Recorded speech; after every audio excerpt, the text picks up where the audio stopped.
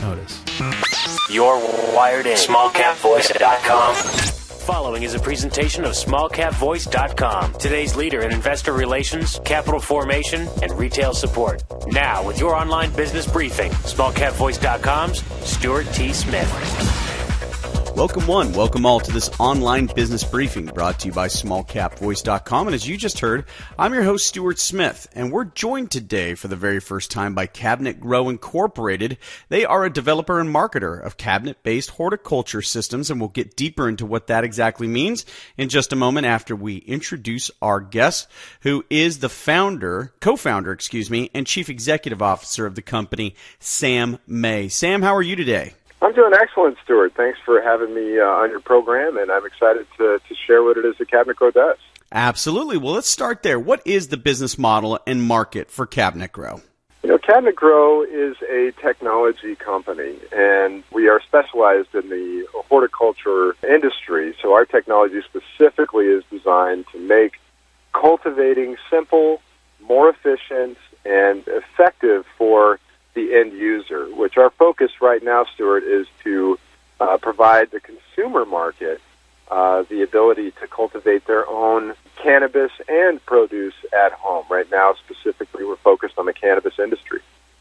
Well, let's talk about that market and its market size as well. So you talk about the at-home cannabis grower, horticulturalist. Let's talk a little bit about what that potential market size might be. The market size is continuing to evolve and be defined. I think that Colorado is a great example of how little is really known about the market size. Despite best efforts, I believe they were off by nearly 900% in their expectations for the size of the consumer market for cannabis. Our company has been studying that demographic for the last 5 to 6 years, and obviously the industry is growing faster than any other on the planet at the moment. 76% last year.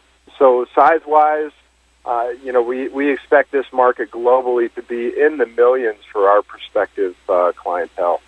Let's talk about the product line a little bit. I visited your website. You have a small, medium, large. Is that a fair assessment of the products being offered right now? It really is. We found that in our demographic, we get all shapes and sizes of customers, if you will. And it was important for us to diversify our standard product offerings to really target the needs of the three specific areas of the market, meaning a countertop version and the Medicab Micro that can fit in a dorm room or in a kitchen. The mid-size unit, being the Yielder Max, is a more of a crowd pleaser product that is designed to go in really anywhere in the home, but it's a little larger than the Medicab. So it fits a different need in the marketplace. And then finally, the EarthCab Pro being the operative word there, it's for the enthusiast, the person that's really looking to have a healthy harvest and something that's maybe that they can share with friends or family. Well, Sam, in looking at the product, and again, listeners, you can do that at cabinetgrow.com. Obviously, you are focused on the cannabis industry and making a lot of noise within that industry, but there are urban growers in large cities like Manhattan, New York City, the other areas like that, Chicago, Philadelphia, that want to grow as well, and they may not be interested in cannabis. Is that something that has crossed your team's mind yet? It certainly has, and in fact, our technology development is focused on our ability to not just cultivate cannabis exclusively, but to absolutely expand into the other opportunities that exist around the globe. There's a movement towards sustainable living, and there's a movement towards being self-sustaining as an individual, and our product and our technology absolutely intends to tap into that market need. Very good. Well, let's talk about you as our guest and then learn about other team members of the management team there at Cabinet Grow. Go ahead, Sam. Yeah, sure. So being the founder and CEO or co-founder, I'm the visionary. I'm the one that's really driving our concepts. My partner, Matt, who co-founded the company with me, he's also our chief operations officer. He comes from a manufacturing, import-export background from appliances, as well as a lot of experience in trademarks and IP. So our skill sets definitely complement each other very well, and he's been a great partner for me for many years, as well as a longtime friend. And in 2014, we brought Barry Hollander onto the team as our CFO when it became time to scale our business. Barry's been been in accounting for more than 30 years and has a long history of accomplishments. For the last 15 years, he's been serving the public markets and is a critical element of the stability in our team as we approach the public markets. And most recently, we also added Ian Subel as the director of business development for us, and Ian's background also being in the public markets and in accounting and business development is a great addition for us. Well, you got to love those accountants. I, being a former accountant myself, feel that strongly. And listeners, if you'd like to learn more about this company, their website is full of great information, especially if you go over to the About section, click on the management team. You can learn everything you need to know about this team as well as the company. There's some great presentations there as well. So use that website, cabinetgrow.com. Well, looking back, Sam, on 2015 so far, and you can even go further, what have you seen as some of the watershed milestone moments for your company so far? You know, really, if we're going to turn back the clock, Stuart, I think it starts in February of 2014 when the company achieved its predetermined milestone for sales. We sold $100,000 worth of product out of a very small, just over 1,000-foot warehouse that we were producing these cabinets from. And that was the milestone we had set to scale. So once that happened, it was time to take on capital partners and scale our business. Since February 2014, we have accomplished a lot, and there's a lot to cover here, so I'll try to be brief. Essentially, our first step was to secure that capital partner, which we did with CVP. Their commitment was a $1.5 million instrument that was closed in June of 2014. Promptly after closing that capital round, we filed our S-1 with the SEC. We wanted to go through the front door of the SEC and FINRA and really explore the risk factors with those agencies prior to taking on retail investor funding. So that was the next step for the company. As of December of last year, we had effectively gone through the comments and response period, answered the SEC's questions, and became effective with the SEC in December. Fast forward to January through March, we raised money through a friends and family offering, acquired the minimum number of shareholders to become a public company, and closed our round in March. Since March, we were fortunate to be sponsored by a banker in the industry that in microcap that filed our 15C211 with FINRA, and in I want to say August, we became CBNT, as FINRA now refers to us, with our stock ticker. And since August even, we have become DTC eligible, and we were Blue Sky, which gives us the ability to trade in multiple markets. And that's just the financial side.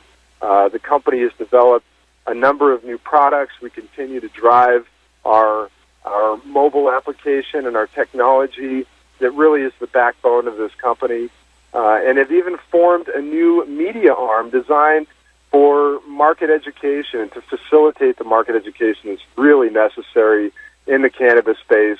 So needless to say, Stuart, our sales are growing, our company is growing, and we are very busy, but we're certainly accomplishing every step of the way.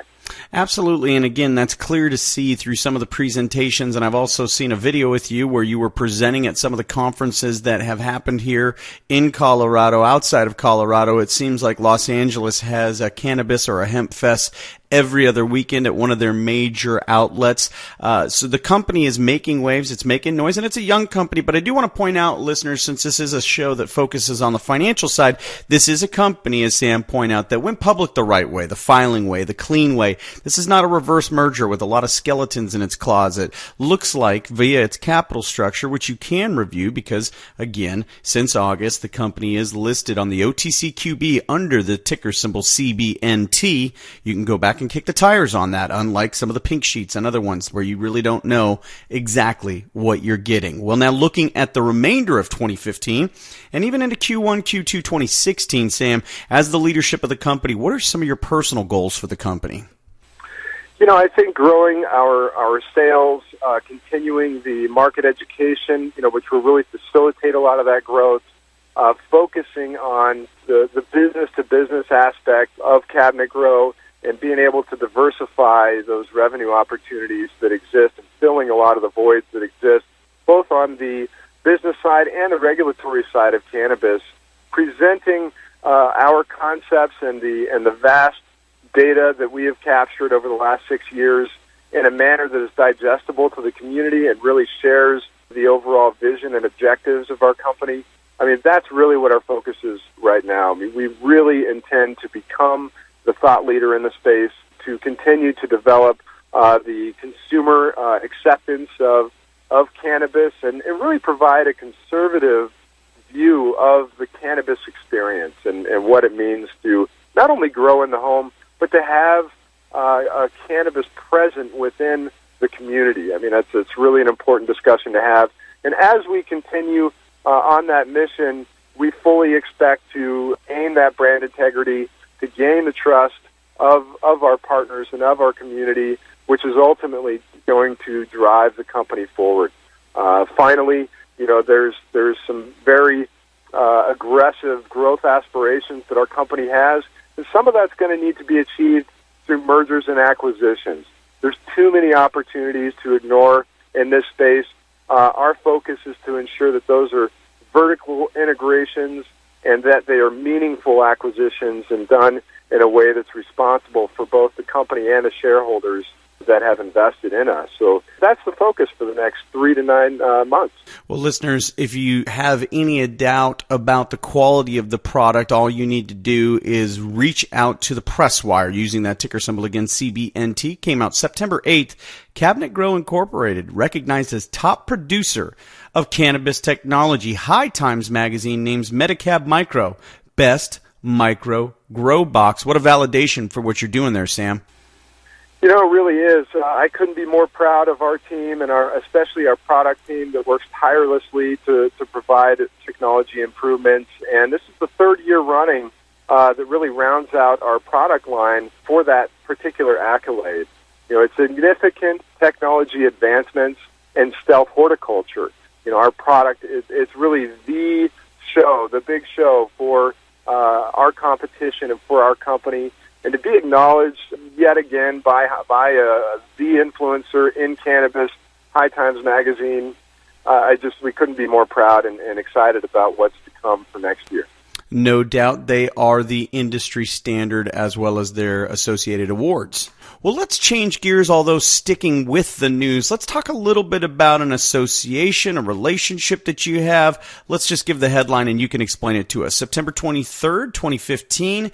Here's the dateline. AV1 Group advances VaporHighUSA.com product offerings with state-of-the-art cabinet grow hydroponic equipment. VaporHighUSA.com becomes authorized distributor for Cabinet Grow's cutting-edge, self-contained growing system.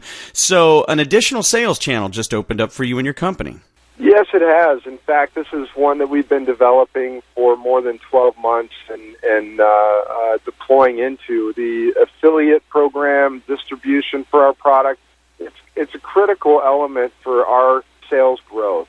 And on that train of thought, it's not just any affiliate that Cabinet Grow is after, which is why AV1 is a great partner for us, also in public markets, really showing a commitment to the long-term health of their business. And most importantly, as we develop the engagement and continue to offer product extensions and things that are interesting to our audience, it's absolutely critical to our brand integrity to partner with like-minded companies that have service and product efficacy at the top of the list for their brand pillars. So this partnership is just the first of many. We're absolutely proud to be involved with AV1 and excited to see what their audience has to say about our product. Well, sounds like a very fruitful relationship indeed. Now, Sam, before we let you go, are there any closing thoughts or comments that you'd like to share with your investors as well as our listeners here? Absolutely, Stuart. I'd like to close with an encouraging message to prospective investors on any level. And one of the reasons that Cabinet Grow went the QB route versus remaining a pink sheet company is we're committed to transparency. And, we have been in business for 6 years. There is a lot of the story that needs to unfold, needs to be told. And, we encourage our community to visit ir.cabinetgrow.com and educate themselves. Compare us against the other stocks that exist in the marketplace. Look at the sales line items. Look at the trends in the company. Understand the model. And compare us against the likes of your Massroots, the TerraTex, Grow Blocks. These are all great companies in the space, and feel that we deserve to be in that same discussion. So I would definitely encourage the community at large to truly do their due diligence, and we try to make that information as available as we can in a digestible way at ir.cabinetgrow.com. Very good, Sam. Well, I want to tell you first and foremost, thank you for your time, your candid nature, and your personal insight into your company's story. Excited to learn more about you and have you back here at smallcapvoice.com at the near future. Thanks, Sam.